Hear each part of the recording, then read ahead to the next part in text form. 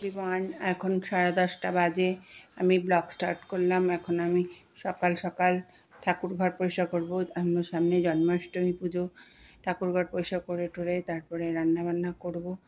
রান্না টান্না করব। তারপরে তোমাদের এখন আমি সকালে একটু চা খাচ্ছি। গাছে জল দিতে যাব না, গাছে ফুল তুলব।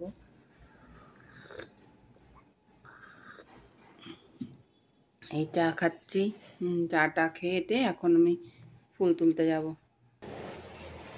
লুচি তরকারি এখন খাবো।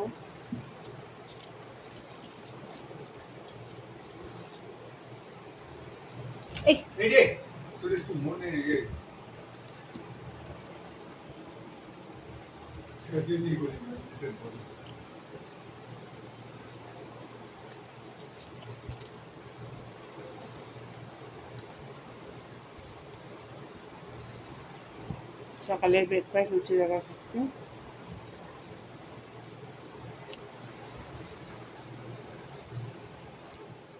এই ধোকা পিস পিস করে কেটে এখন আমি ভাজতে দেব। এই ভাজা হবে, ধোকার ডালনা হবে।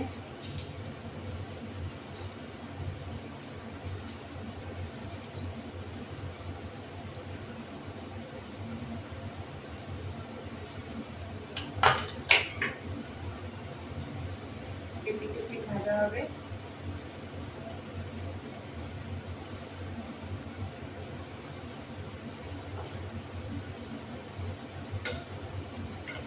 এবার বরবটি উচ্ছে ভাজা হচ্ছে।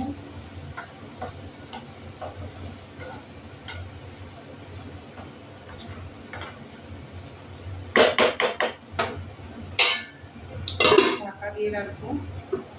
এবার একে উল্টে পাল্টে দেবো, একটু লাল লাল হবে।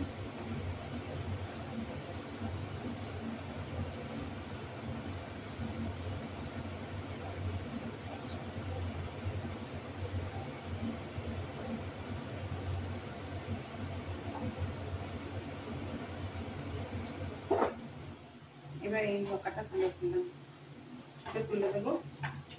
আলুগুলো তেলের মধ্যে ভাজবো।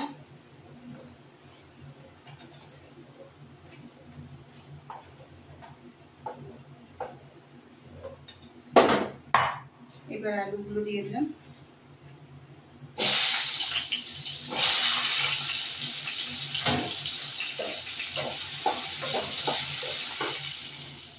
এবার এই ধোকাটা তুলে দেবো। আলুগুলো তেলের মধ্যে ভাজবো।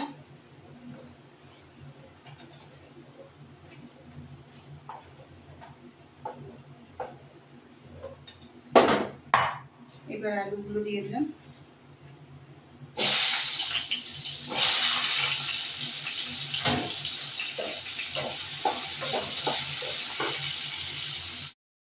এবার আলুগুলো তুলে নিলাম।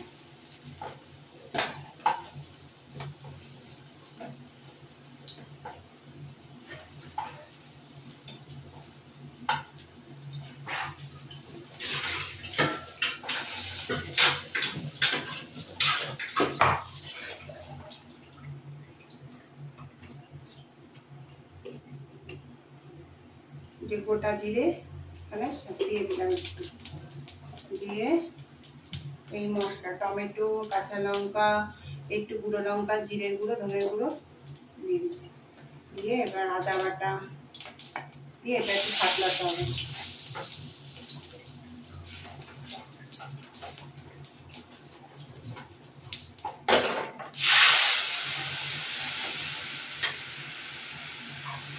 বাটি করে জল দিয়ে দিলাম। ফাটলাবে যতক্ষণ পর্যন্ত। এবার আলুগুলো দিয়ে দিলাম।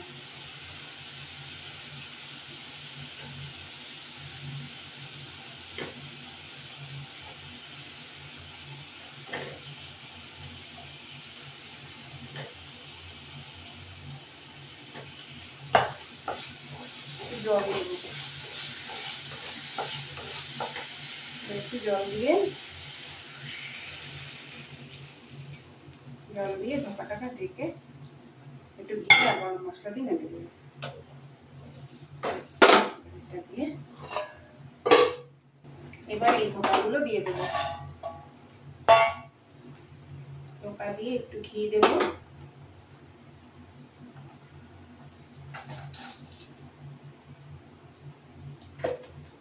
একটু ঘি দেবো।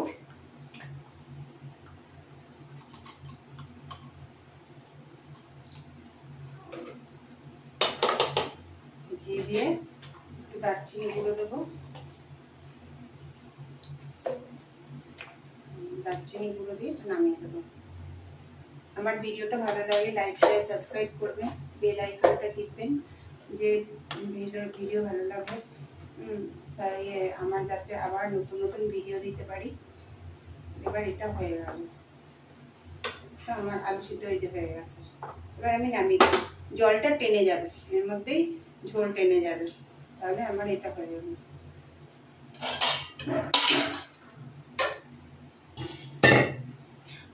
সাবস্ক্রাইব অবশ্যই করবেন, তাহলে আরও নতুন নতুন রেসিপিগুলো আমি দিতে পারি, আপডেট দিতে পারি। এবার এটা হয়ে গেল।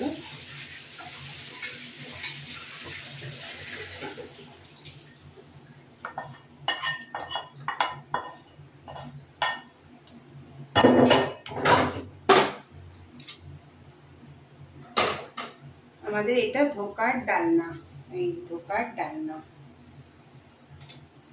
Please please subscribe. এখন আমাদের রান্না হয়েছে এই যে ভাত, এই আমাদের ভাজা বটবটি উচ্ছে ভাজা, আর এই শাক ভাজা, এই হলো ডাল, ধোকা, এই হলো ধোকার ডালনা। আর এই এখন আমি খেতে বসেছি মায়ের মাছে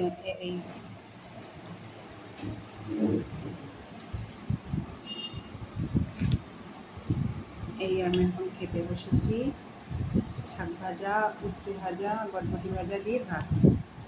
এখন আমি খাচ্ছি।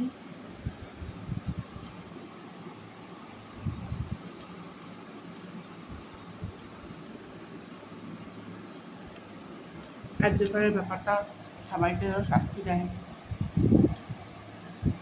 যারা যারা এরকম করেছে সবাই যেন শাস্তি পায়। এই যে আমি পেঁয়াজি বড়া একটা খাচ্ছি।